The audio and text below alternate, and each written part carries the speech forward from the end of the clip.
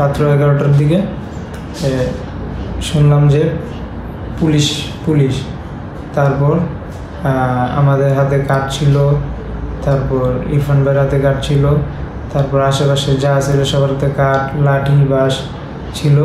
তো সাথে সাথে পুলিশকে ঘেরাও দিয়ে সবাই পিটিয়ে পুলিশকে হত্যা করে ফেলেছে। আমি একটা গিয়ে মিছিল করি এবং 2টা 2:30 পর্যন্ত আমি শুনি একটা থাকি। আমি সন্ধ্যার সময় যাই, যাওয়ার পরে আমি ওইখানে অনেক লোকজন দেখছি আগুন জ্বালাইতে এবং আমি নিজেও ওইখানে বাঁশ দিয়ে আগুন জ্বালাই এবং ওইখানে অনেকক্ষণ দাঁড়ানোর পরে একটা সময় বেশ কিছু লোকজন ওখানে জড়ো ছিল, আরো 4-5 জন লোক ছিল শুভর সাথে।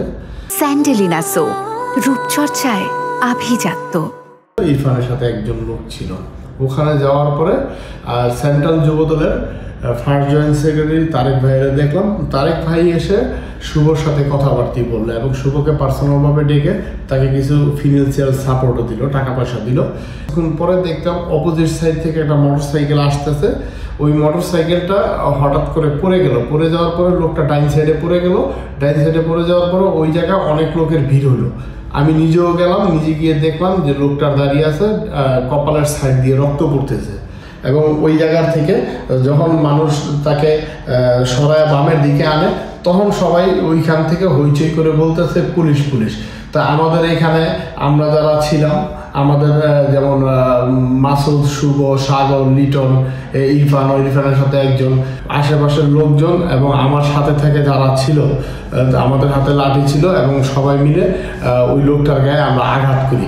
শুনে একজন পুলিশ হুন্ডা দিয়ে আসছে, আমজনতা তারপর ছাত্ররা মিলে পুলিশটাকে আটকেছে। তারপর আমরা ওইখানে সবাই উপস্থিত ছিলাম, আমাদের নেতাকর্মী ওইখানে উপস্থিত ছিল। তারপরে ওইখানে সবাই লাঠি সোটা দিয়া পুলিশটাকে মাইরা ফেলাইছে।